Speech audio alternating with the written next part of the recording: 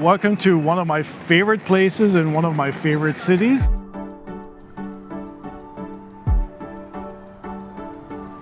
I'm talking about the Beyer Watch and Clock Museum, which is in the basement of Beyer Chronometrie, which is one of the oldest, if not the oldest, watch retailer in the world. They have been in business since 1760. And today, we're going to go into the basement to see one of the most outstanding collections in horology at Beyer.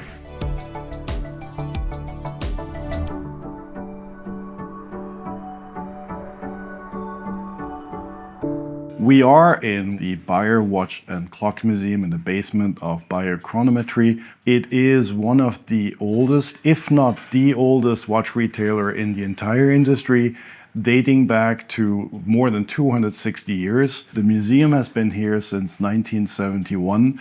It is home to maybe not one of the largest, but one of the best curated and also most interesting collections in the watch industry. We're speaking about roughly 250 pieces around me, covering the entire history of watchmaking from 1400 BC till some of the more present pieces, especially pieces from Ruegger, Patek and Rolex. The later two, Rolex and Patek, are also being carried by Beyer, the store which is above us, which are two reasons why you should stop by here when you're next time in Zurich. Until then, we're going to be showing you some of the pieces here on display, and we're also going to be having the chance to talk to someone from the museum to give us a little bit of more background info about some of the really stunning pieces that are on display here. Don't forget to subscribe and to hit the bell to get our latest notifications.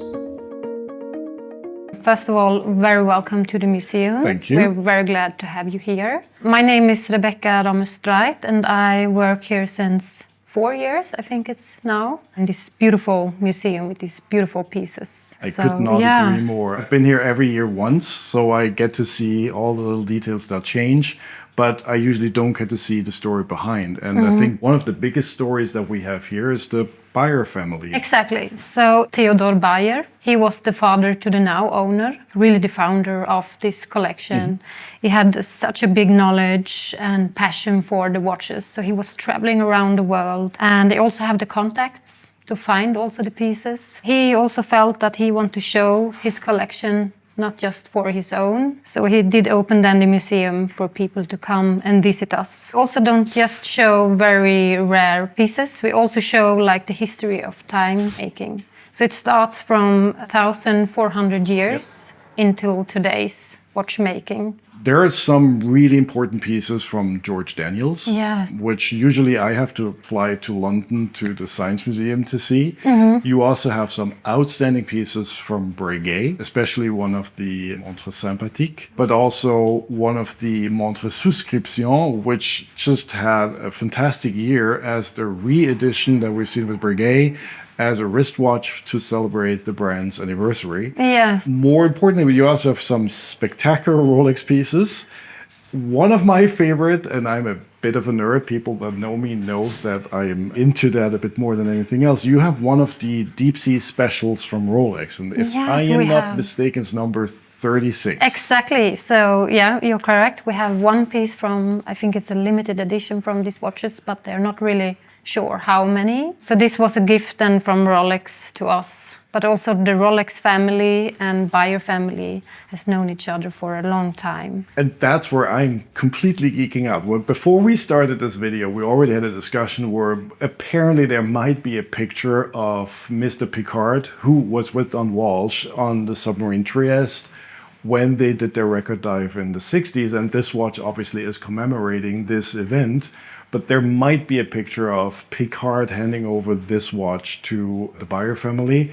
We're still looking for that, but that already was for me like already worth coming here because that's some of the stuff that I didn't know before. As you said, we don't know how many pieces there are, but for me, I think 36 is the highest number that I have encountered. I know where number 1 is. I know where number 36 is. We just had 35 being auctioned off by Philips in 21. For a little bit more than $1 million. Oh, wow. But there's also a watch with a personal engraving from Mr. Wilsdorf himself Yes. to Theodor Beyer, if I'm not mistaken. Yes, so we have this gold Rolex watch, a gift from Hans Wilsdorf on Theodor Beyer for a long friendship and also for working together. Do you know how long Rolex has been sold at Beyer Chronometrie? It has been from the very beginning. At the beginning that Rolex started to sell watches in Switzerland, Beyer was the first to sell Rolex watches. So, I mean, this is a unique relationship. And again, just to provide a little bit of context, the Beyer family started their business in 1760. Exactly. That's in correct. 1760, that's when Vacheron was 5 years old.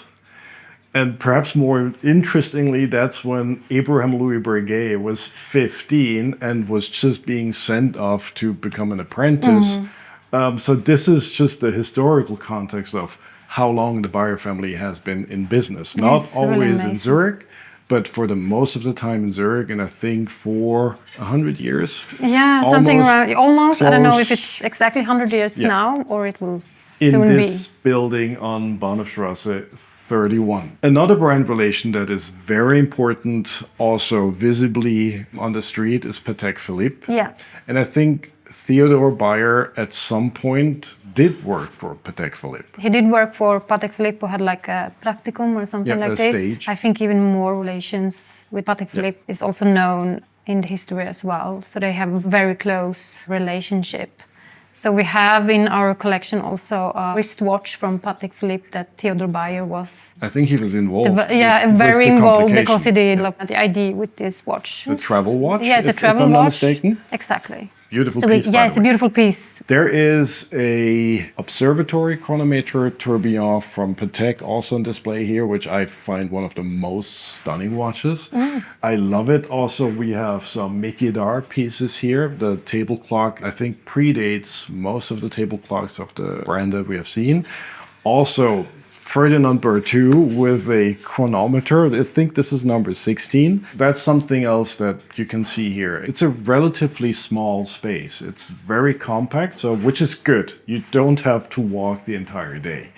But once you realize just the set of the entire collection and the bandwidth and the richness that we have here, you're going to be spending an hour or two here, even if you're not moving around that much. Each object is unique, so it's I know, and unique, I mean, I could not agree more. Unique means that most of the modern pieces, and by modern, I mean from the 30s till now, most of these pieces are in new old stock condition, because you basically just took a Rolex Daytona from the inventory and you put it into the museum collection. And that's kind of funny. There is a Daytona here on display in new old stock, or in this case, it would make sense to call it museum grade quality.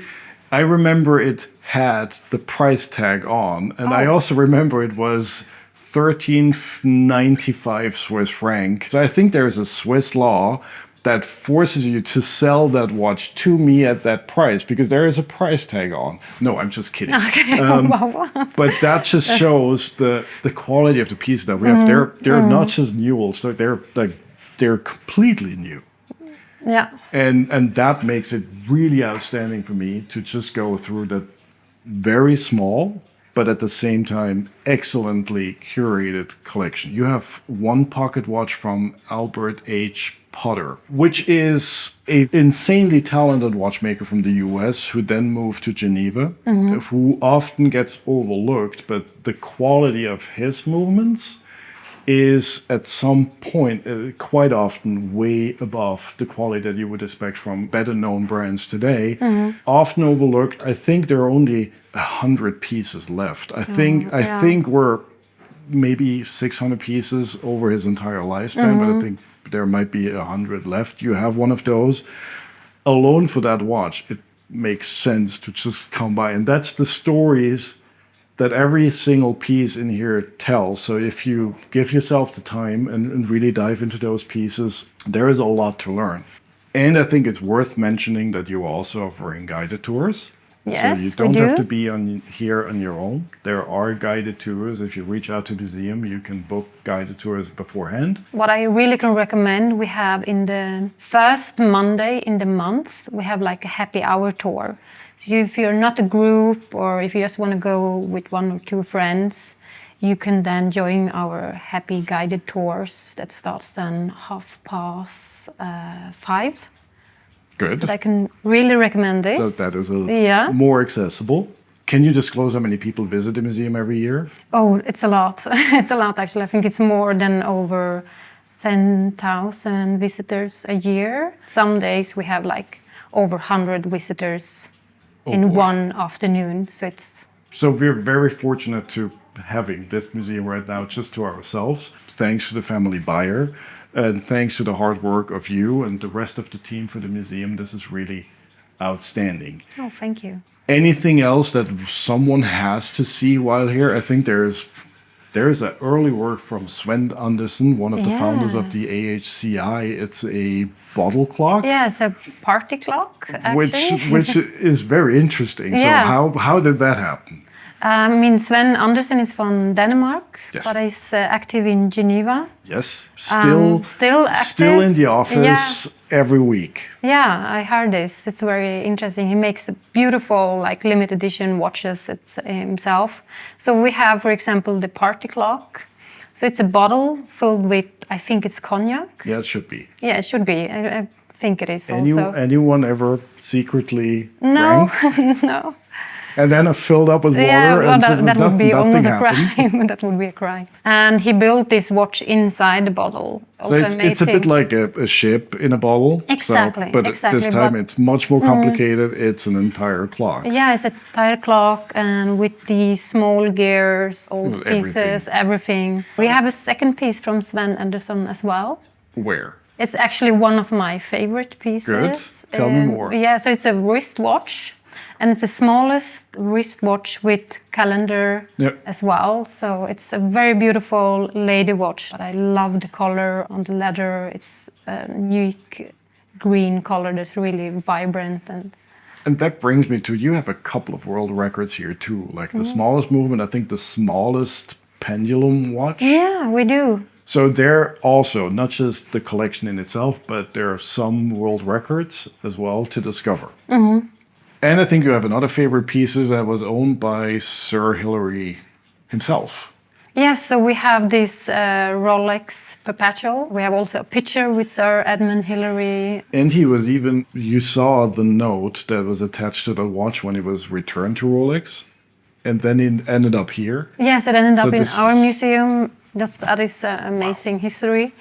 I mean, we have pieces for almost everyone with the elementary clocks, with the first mechanical clocks, with the pendulum. We have the Ruegger, EVC, and so on. Candle clocks Candle as well. clocks, not forget about those. And there is the smallest gift shop in the entire world when it comes to museum. You can buy an actual candle clock here. Yeah. And there is a book, if I'm also not mistaken, highlighting some of the collections. Yeah, we have like a museum book with some of them objects. Of course, not all of them. That would be a big book. But, I mean, many of the pieces. Also, I remember a exhibition, that's okay, that is part of the whole thing. Thank you for being part of that production. That's how it is to work in a watch museum. Yes, it's always, it's alive. This room is really alive.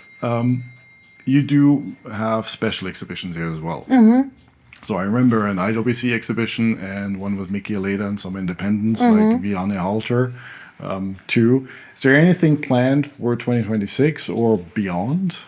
Yes, we actually have now, this summer in June, the middle of June, we will have a new exhibition about miniature paintings. So the theme is like big art on small watches. So I have to be back here in June again. Yes. Good.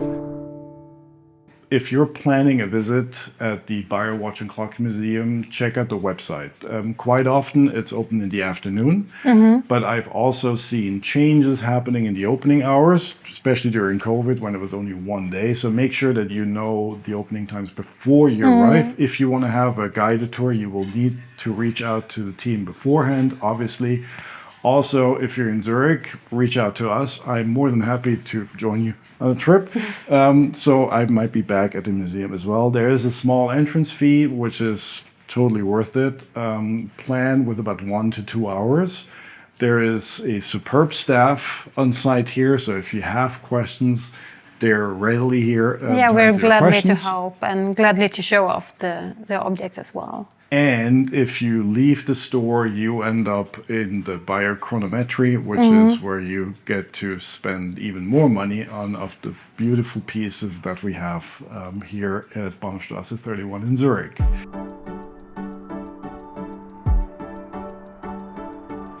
Thank you so much for your time. Thank you you for being very gracious with your time, being a host. Also, thank you to the Beyer family for making this possible in 2 ways. First of all, that we have a museum like that in Zurich, which is really very special.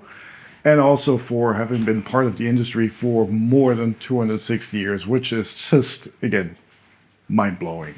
Thank you so much for joining us today. Make sure you subscribe to this channel. Again, if you're in Zurich, this is the place to be. And I'm very much looking forward to seeing more. Thank you.